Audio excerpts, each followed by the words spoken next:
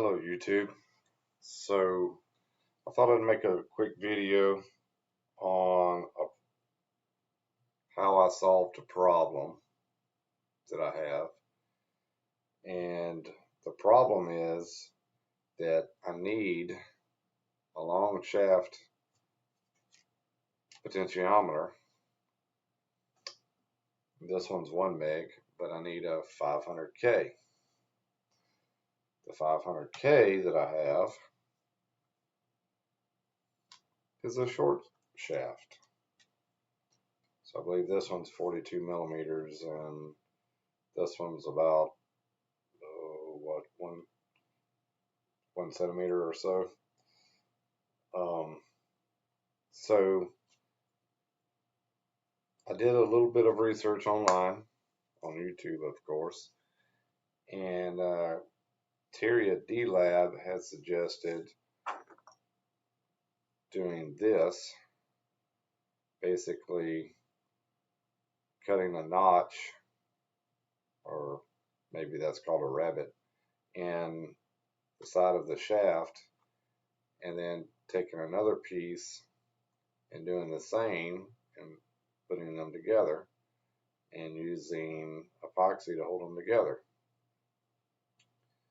Well, he's got better equipment to do that than I do, because let me tell you, this is a painstaking process using a file.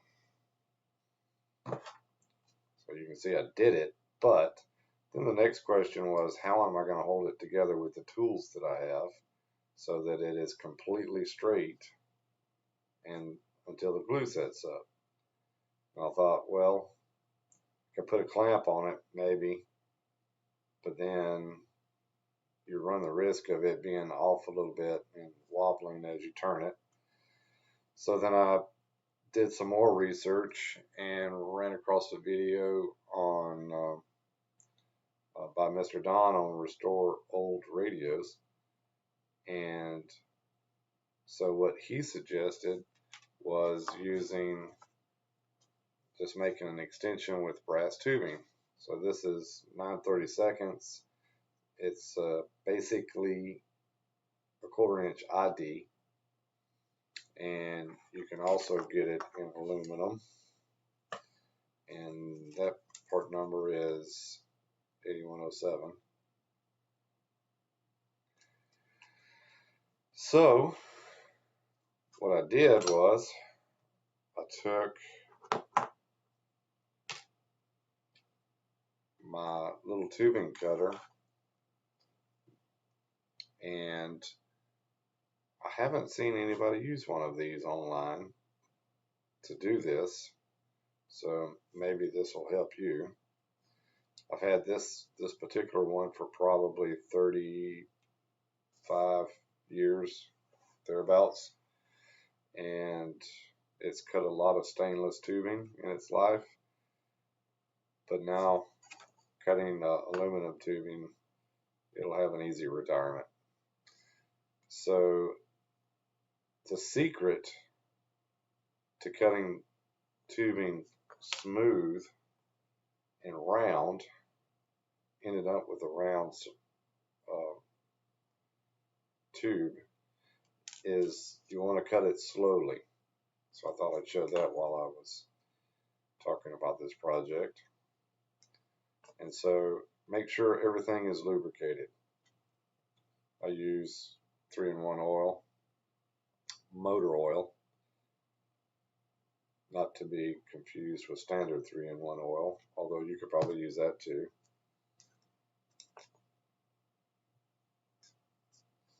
And so I want, probably, I don't know, 2 centimeters or so.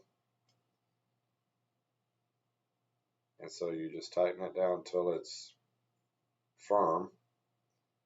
Don't want to put excess pressure on it, just enough so that it scores.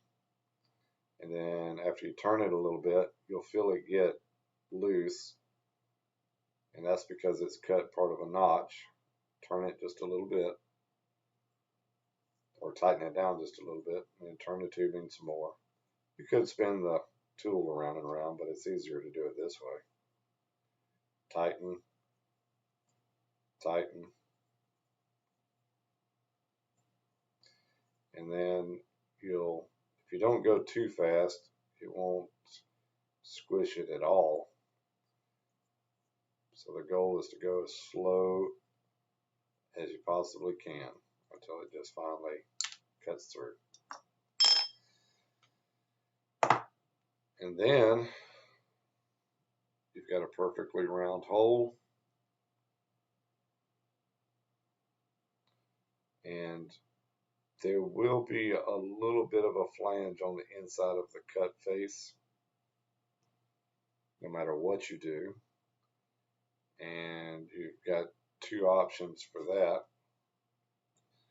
So if I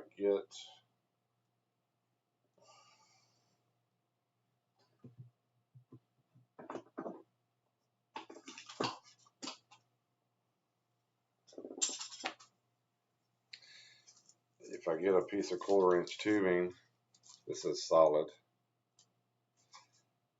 I can push it through. No, not that one. So both ends of this one, it's got a flange on it because I didn't clean it out before I started. So what you can do is to get a step bit. I believe I heard Uncle Doug call this a Christmas tree bit, which it actually looks like a Christmas tree. And just kind of ream it out a little bit.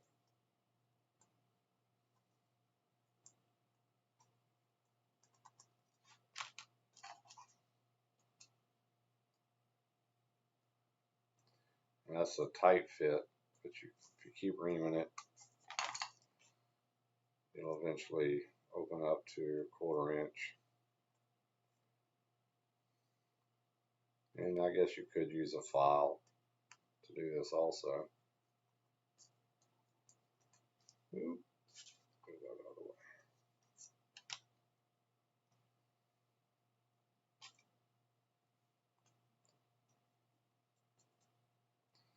And so you can see there's still a flange on the inside there.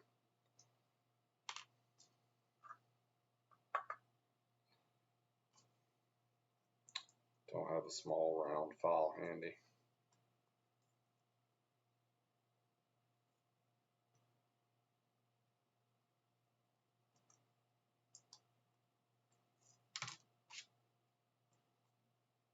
Okay. And then you can slip it over the shaft. And if you want to do the notching, which was my original intent, was to do this so that I could glue it up and it would be completely straight. But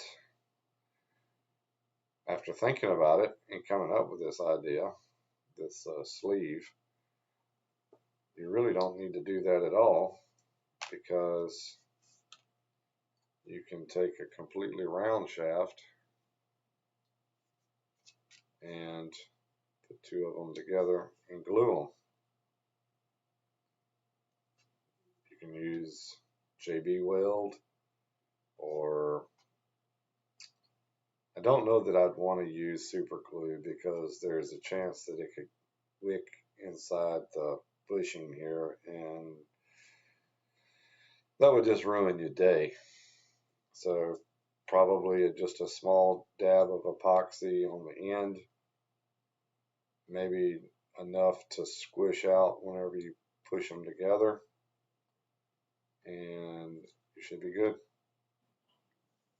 So after I stopped this video, I got to thinking about how aggravated I would be if somebody had stopped it without completing it.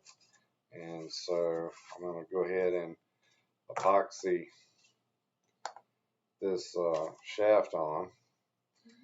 So need to clean everything really good with alcohol.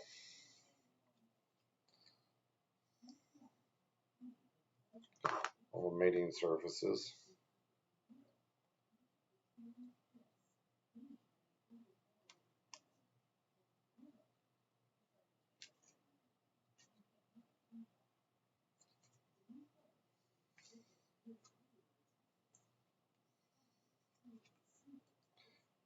oil off.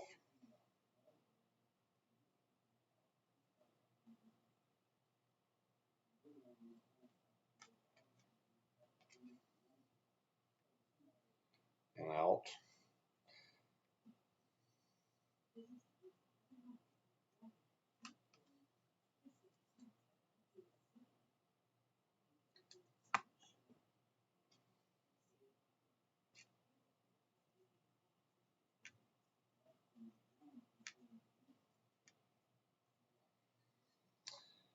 And then get some JB Weld on it.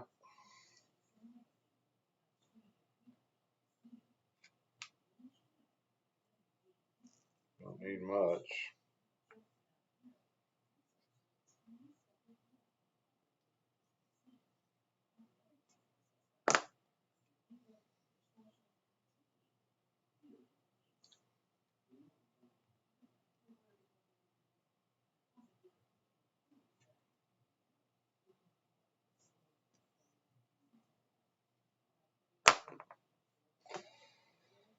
I always do this. Get started without a mixing stick.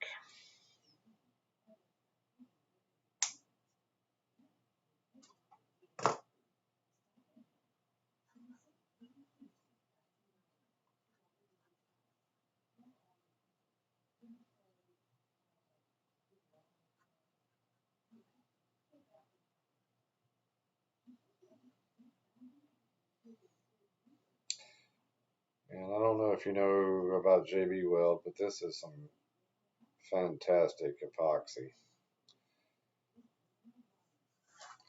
I've used it for all kinds of things, and even got a generator donated to me one time that had slung a rod out the side of the crankcase, and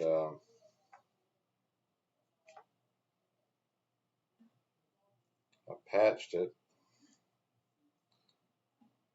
with screen wire and JB Weld. Still runs to this day, years later, because all it basically had to do was keep the oil in.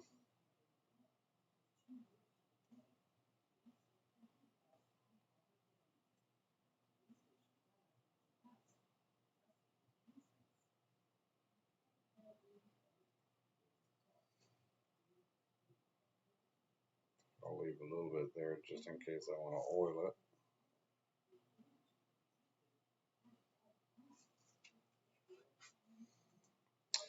And there you go.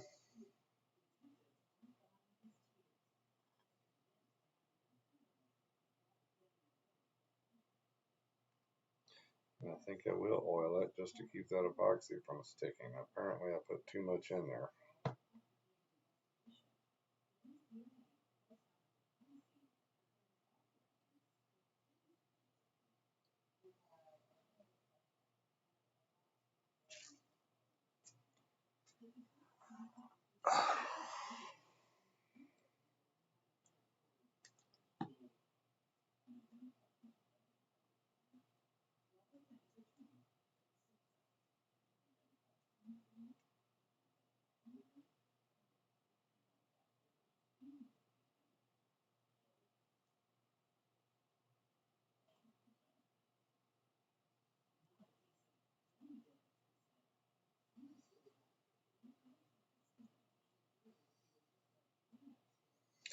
There we go.